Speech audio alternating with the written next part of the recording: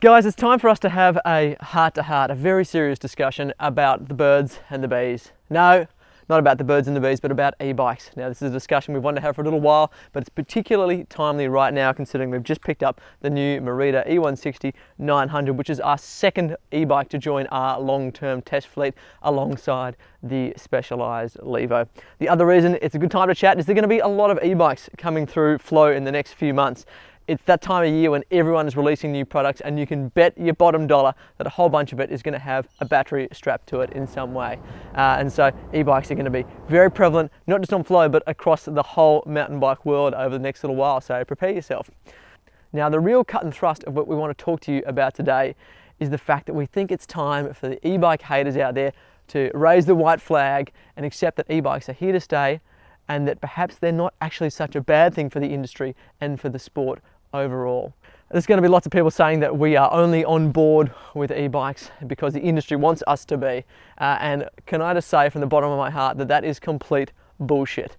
When you have brands like Rocky Mountain and Intense jumping into the e-bike caper, you know that things have shifted in a big way. These are hardcore brands that offered some of the most dreamy of dream bikes in the past, and so if they're getting into e-bikes, you know that a fundamental shift is underway. Now, the bigger reason though that we think it's time for a truce to be declared is that the numbers of e-bikes being done globally and here in Australia is just staggering. If we look at Specialized, for instance. Now, Specialized is a brand that did a lot of the heavy lifting in the early days of introducing e-bikes to the Australian market, did some really aggressive marketing with the Levo, did a lot for trail access, did a lot to get people onto e-bikes just to test them out. Now, those guys, their e-mountain bike sales grew by 56% year on year.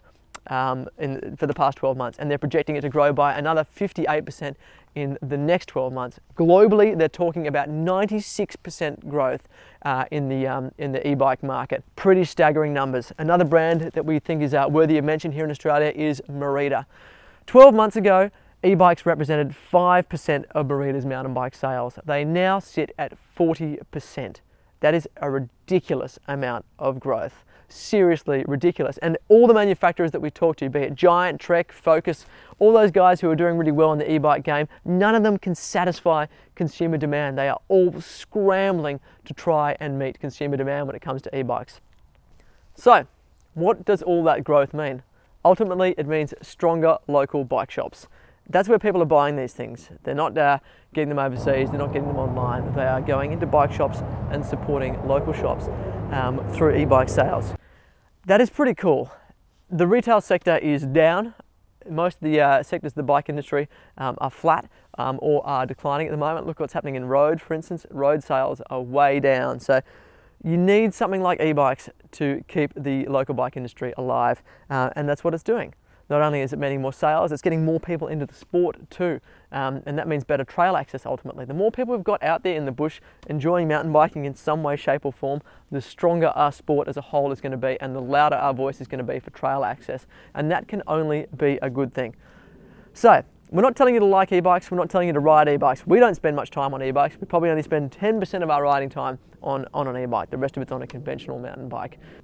But what we are asking is, before you go hitting the hate button on your keyboard as soon as you see the word e-bike pop up, maybe stop and think about whether or not these things really are so bad for the sport as a whole. We certainly don't think they are, and we welcome the growth of e-bikes here in Australia.